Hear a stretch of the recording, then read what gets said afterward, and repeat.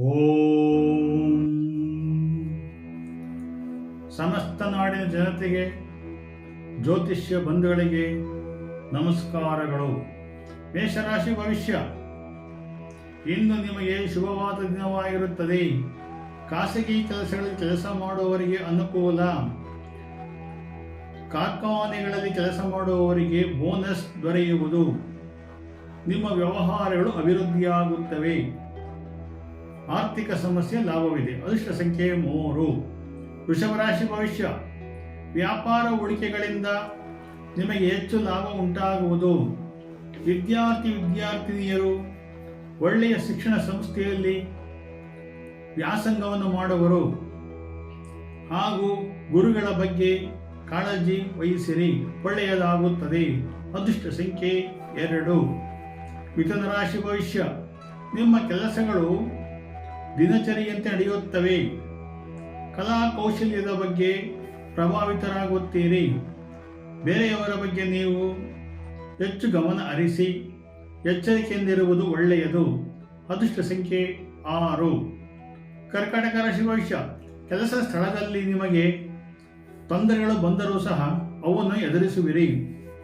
ಹಿರಿಯ ವ್ಯಕ್ತಿಗಳಿಂದ ನಿಮಗೆ ಅನುಕೂಲ ಉಂಟು. ಸೌಹಾರ್ದಯುತವಾಗಿ ಬಾಳುವಿರಿ. ಪ್ರವಾಸಗಳನ್ನು ಕೈಗೊಳ್ಳುವಿರಿ. ಅದೃಷ್ಟ ಸಂಖ್ಯೆ 7. ಸಿಂಹರಾಶಿ ಭವಿಷ್ಯ. ರಾಜಕೀಯ ವ್ಯಕ್ತಿಗಳಿಗೆ ಇಂದು ಒಳ್ಳೆಯ ಸಮಯವಿದೆ. ನಿಮ್ಮ ಅಭಿವೃದ್ಧಿಯನ್ನು ಪಡೆಯುವಿರಿ. ಸರ್ಕಾರಿ ಕೆಲಸದ ನೌಕರರಿಗೆ ಉತ್ತಮ ಅನುಕೂಲ. ಹಿರಿಯ ಅಧಿಕಾರಿಗಳಿಂದ ಶಬಾಷ್ ಗಿರಿ ಉಂಟಾಗುವುದು. ಅದೃಷ್ಟ ಸಂಖ್ಯೆ 9. ಕನ್ಯಾ ರಾಶಿ ಭವಿಷ್ಯ. ವ್ಯಾಪಾರದ ದೊಡ್ಡ ಕಂಪನಿಗಳು ನಿಮಗೆ ಪರಿಪೂರ್ಣ ಜವಾಬ್ದಾರಿಯನ್ನು ಕೊಡುವರು. ನೀವು ಬೇರೆಯವರೊಂದಿಗೆ ಸಹಕಾರವನ್ನು ಕೊಟ್ಟುಕೊಂಡು ಕೆಲಸ ಮಾಡುವುದರಿಂದ ಒಳ್ಳೆಯದು. ವಿದ್ಯಾರ್ಥಿಗಳಿಗೆ ಒಳ್ಳೆಯ ಸಮಯ. ಅದೃಷ್ಟ ಸಂಖ್ಯೆ 4. ತುಲಾ ರಾಶಿ ಭವಿಷ್ಯ. ನಿಮ್ಮಲ್ಲಿ ವ್ಯಾಪಾರದ ಕಾರ್ಯ ಪ್ರಾರಂಭ ಮಾಡುವಿರಿ. ದೈನಂದಿನ ಚಟುವಟಿಕೆಗಳು ಹೆಚ್ಚಾಗುತ್ತವೆ. ವಿದೇಶದಿಂದ ವ್ಯಾಪಾರದ ಬಗ್ಗೆ ವಿನಿಮಯವು ಉಂಟಾಗುತ್ತದೆ. ಅದೃಷ್ಟ ಸಂಖ್ಯೆ 6. ವೃಶ್ಚಿಕ ರಾಶಿ ಭವಿಷ್ಯ. ಉದ್ಯೋಗದಲ್ಲಿ ನಿಮ್ಮ ಹೆಸರು ಬಹಳ ಮಟ್ಟಿಗೆ ಪ್ರಭುತ್ವಮಾನ ಬರುತ್ತದೆ. ಕಾನೂನುಗಳಲ್ಲಿ ತೊಡಕು ಇದೆ, ಅವುಗಳನ್ನು ನಿವಾರಿಸಿಕೊಳ್ಳಿ. ಅದೃಷ್ಟ ಸಂಖ್ಯೆ 7. ಧನುಸು ರಾಶಿ ಭವಿಷ್ಯ.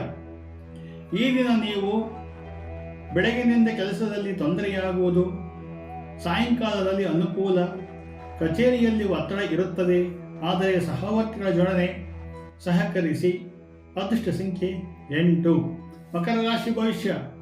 ನಿಮಗೆ ಗ್ರಹಚಾರವು ವ್ಯತಿರಿಕ್ತವಾಗಿರುವುದರಿಂದ ಈ ದಿನ ನೀವು ವ್ಯವಹಾರಗಳಲ್ಲಿ ತೊಡಗುವಾಗ ಎಚ್ಚರಿಕೆಯಿಂದ ಇರುವುದು ಒಳ್ಳೆಯದು. ಜ್ಞಾಪಕ ಶಕ್ತಿ ಕಮ್ಮಿ ಇದೆ. ಅದೃಷ್ಟ ಸಂಖ್ಯೆ 5. ಕುಂಭರಾಶಿ ಭವಿಷ್ಯ. ವ್ಯವಹಾರಗಳು ನಿಮ್ಮ ನಿರೀಕ್ಷೆಗಿಂತ ಹೆಚ್ಚು ಆದಾಯ ಪಡೆಯುತ್ತವೆ, ಆದರೆ ಅವಿವಾಹಿತರಿಗೆ ವಿವಾಹವೂ ಸಹ ಉಂಟಾಗುವ ಸಂಭವವಿದೆ. ಅದೃಷ್ಟ ಸಂಖ್ಯೆ 4. ಮೀನರಾಶಿ ಭವಿಷ್ಯ. ಯಾವುದೇ ವಿಷಯಗಳನ್ನು ಹಸ್ತಕ್ಷೇಪ ಮಾಡದೆ ಇರುವುದು ಒಳ್ಳೆಯದು. ನಿಮ್ಮ ಶರೀರದ ಸುವ್ಯವಸ್ಥೆಗಾಗಿ ವೈದ್ಯರನ್ನು ಸಂಪರ್ಕಿಸುವ ಒಳ್ಳೆಯದು. ಕಾಲು ನೋವು ಮತ್ತು ಬೆನ್ನು ನೋವಿನಿಂದ ನಿವಾರಣೆಗಾಗಿ ಪ್ರಯತ್ನ ಪಡಿ.